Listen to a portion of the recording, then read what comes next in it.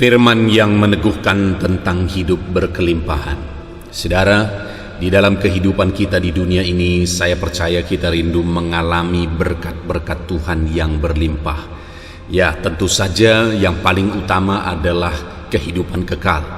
Tetapi selama kita hidup di dunia ini, setiap kita juga rindu mengalami berkat-berkat Tuhan, dan kita mengalaminya dalam kelimpahan. Dan memang kalau kita lihat dalam firman Tuhan, ada janji-janji firman Tuhan, ada ayat-ayat firman Tuhan yang menjanjikan bagi umat-umatnya tentang hidup berkelimpahan.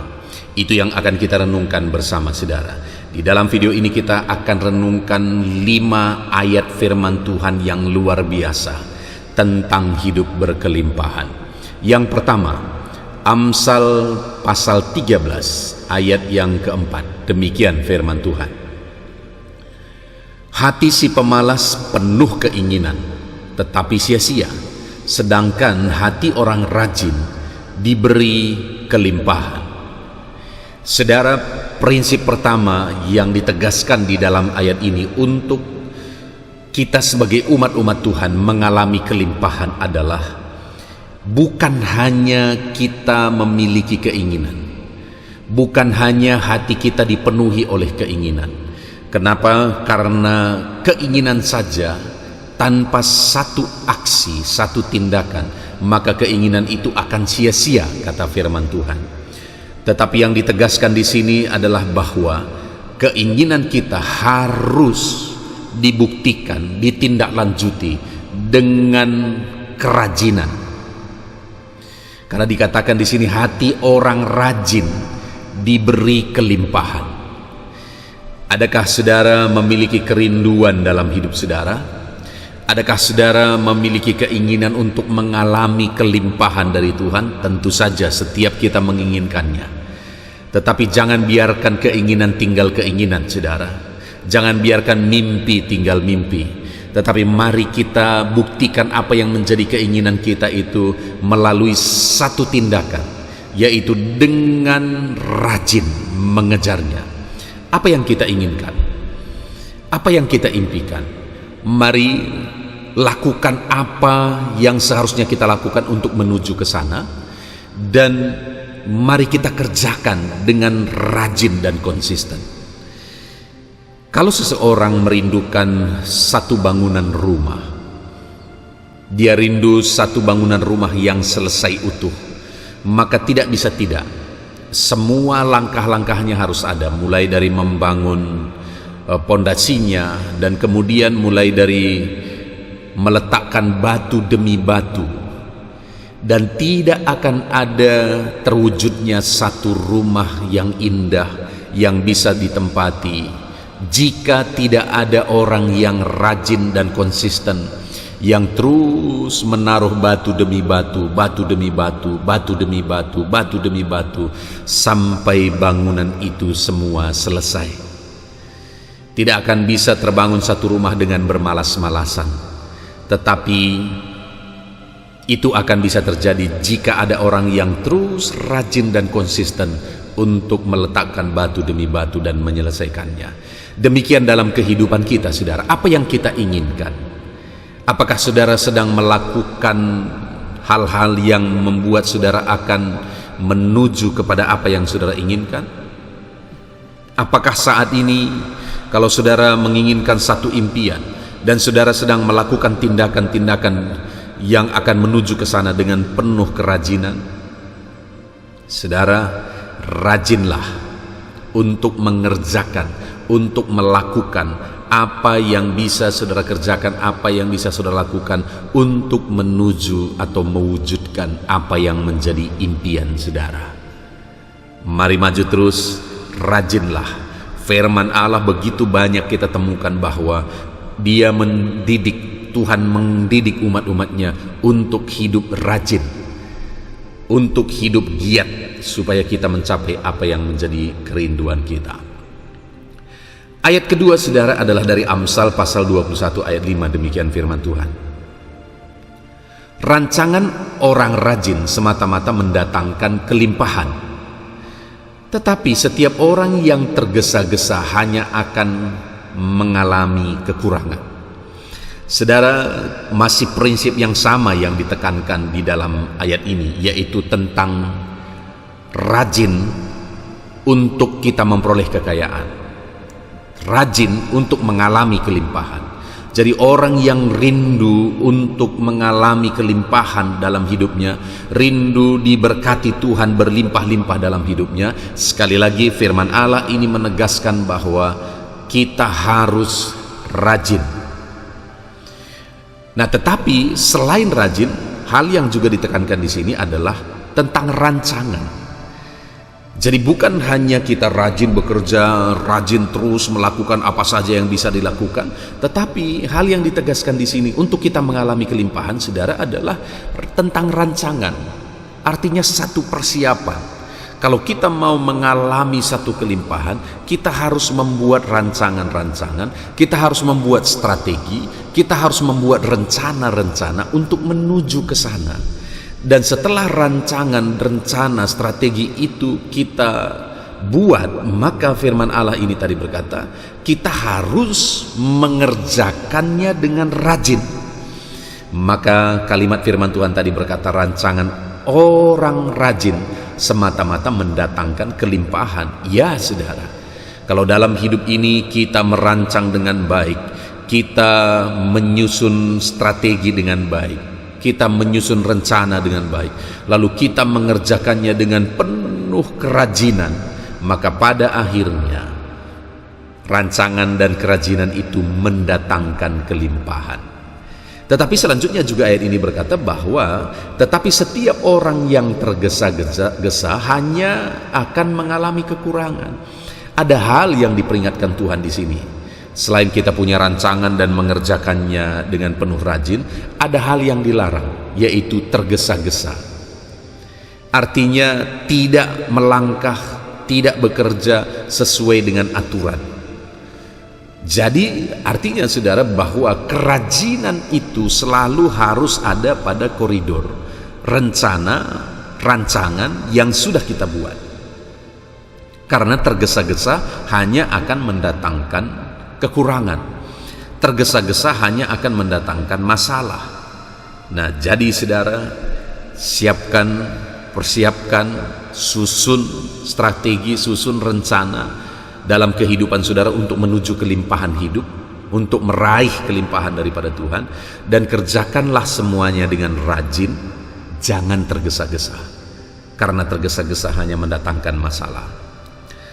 Selanjutnya saudara, dalam Maleakhi pasal 3 ayat yang ke-10, demikian firman Tuhan, bawalah seluruh persembahan persepuluhan itu ke dalam rumah perbendaharaan, supaya ada persediaan makanan di rumahku, dan ujilah aku, firman Tuhan semesta alam, apakah aku tidak akan membukakan bagimu tingkap-tingkap langit dan mencurahkan berkat kepadamu sampai berkelimpahan. Nah saudara, ada satu ayat yang sangat terkenal tentang kelimpahan, di mana di ayat ini Tuhan berjanji, bahkan dia menantang umat Tuhan.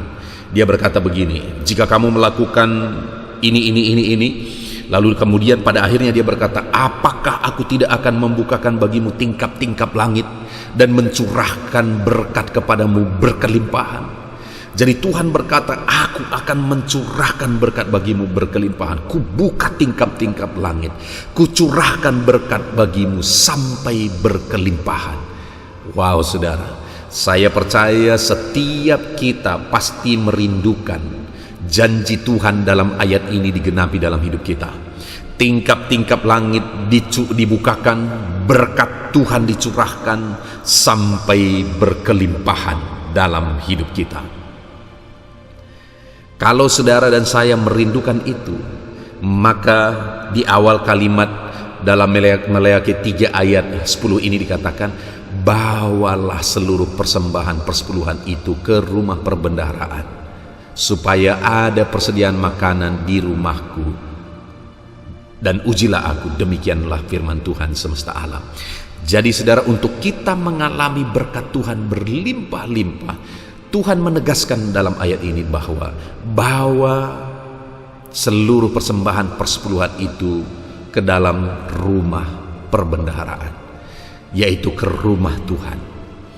Artinya kita dituntut untuk membawa persepuluhan kita ke rumah Tuhan.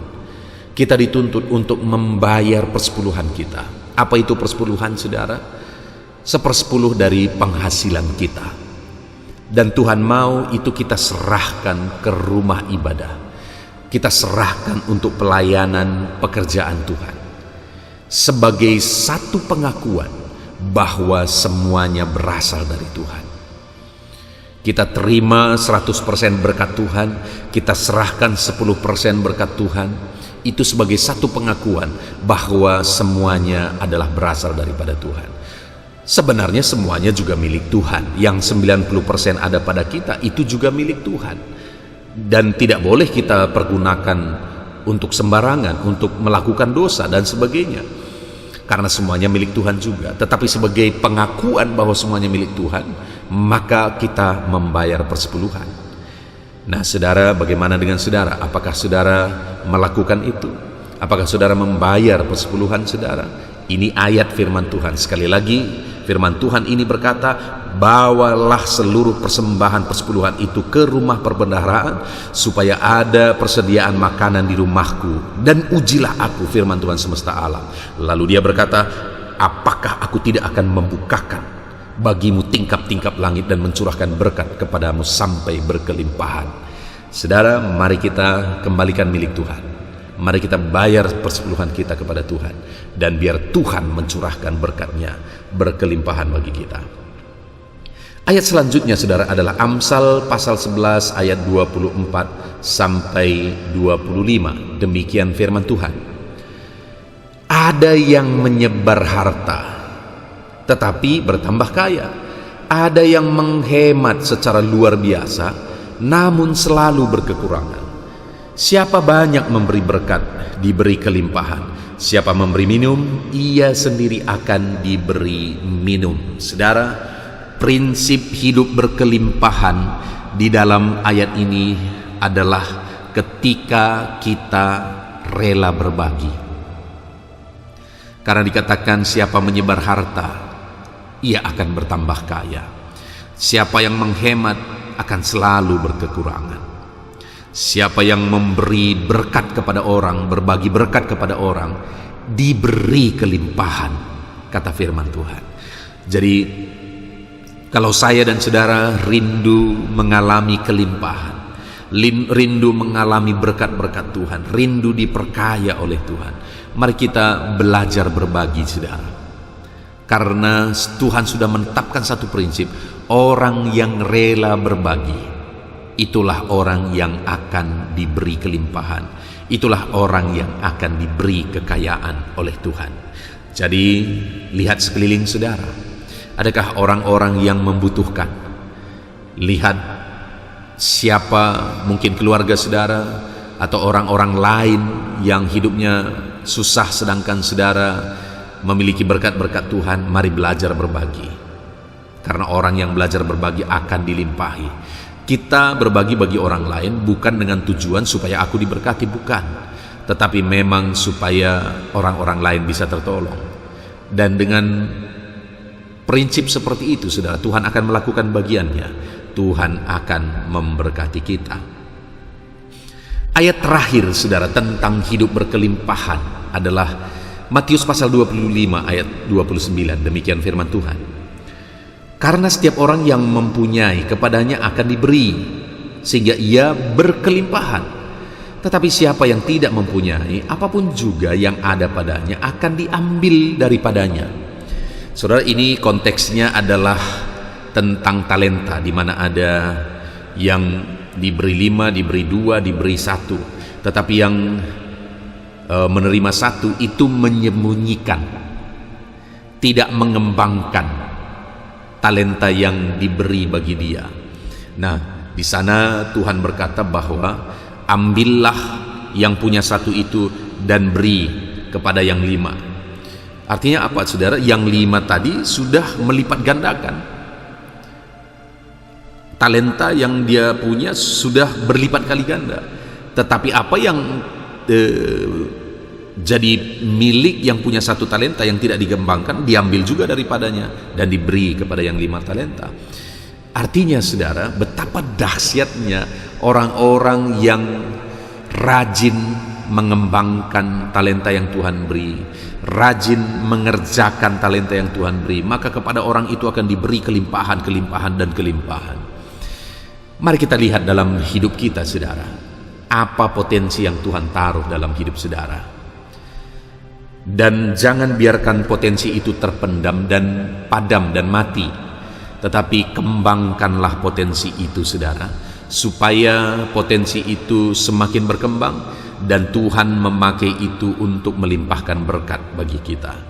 Saudara pasti punya potensi-potensi dalam hidupmu, kembangkan itu dan biarlah Tuhan memakai itu untuk memberkati engkau berkelimpahan.